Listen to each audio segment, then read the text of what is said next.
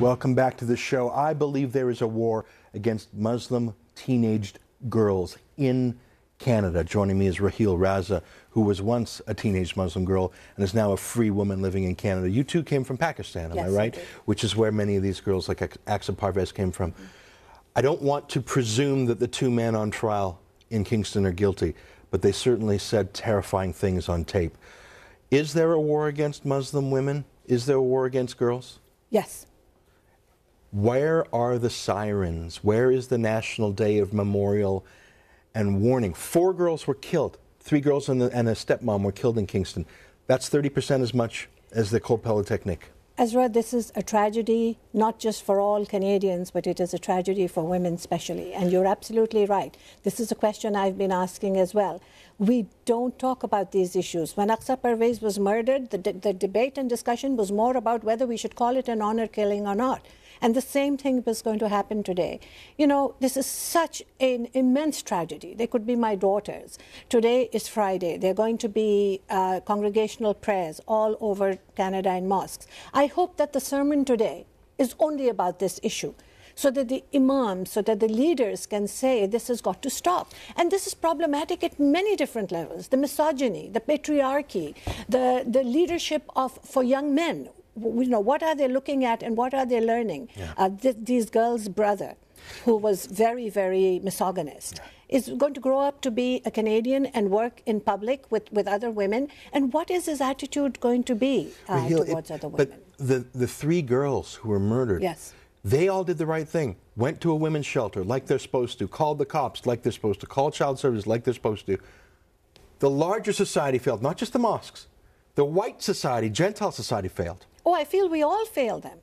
You know, in some ways, we're all responsible. The system let them down. Their immediate family, of course, eventually murdered them. Yeah. The community let them down. But this is still a wake-up call. Yeah. This is a time when we've got to speak out. I want to show you a video of a Muslim imam in Seattle, Washington, giving a lecture to Muslim men on the right way to beat their wives. We have 2 clips. The first clip is when he says, if the girl in your life is not behaving herself right, give her advice. That's the first step. Let's look at the clip. If your woman wants to remove her hijab, wants to walk on the streets, wants to do whatever she wants, and she's actually destroying the family structure, destroying the family life, she's disobeying her husband, she's harming her kids, what do? You advise her. First talk to them, then put them in timeout. But then if they insisted, وَضْرِبُهُنْ, then you hit them. And then the hadith from Prophet ﷺ, be very gentle. You don't go and beat them up and you bruise them and you let the blood come out of them. That is not what Islam teaches. So step 1 is advise them. Step 2, hit them. Hit them. Not so much that they're bruised and bloody, because that might get some cops coming by. But hit them. This is a public lecture, not in Afghanistan, not in Pakistan, in the United States, in English. My question is, why is this kind of garbage even being allowed in our countries? I mean, this is not what we are talking about here. We believe in human rights. If women are going to be treated as third-class citizens, as slaves, and as animals, then there is something seriously wrong with this culture.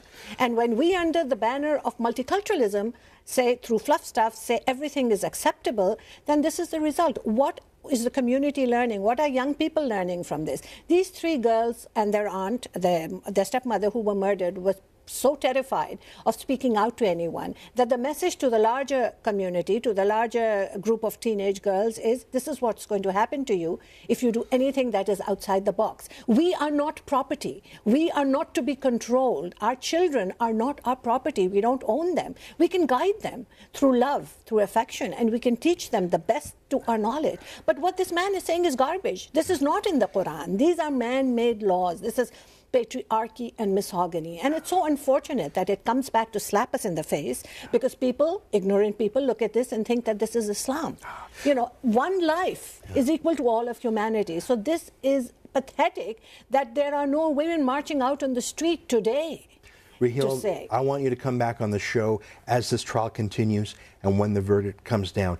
I believe that women are the greatest victims of radical Islam, yes, Muslim women, but by the same token, Women within Islam are the key to liberating Islam, modernizing Islam, liberalizing Islam. Women are the key Yes, they to are. solving this problem. They are. And I you're one hope of that them. this family is locked up for the rest of their life and they never see daylight again. We're going to wait till the court convicts them formally before we call them I hope guilty. so. But it's terrible news either way. It is. Thank you very much, Raheel Raza.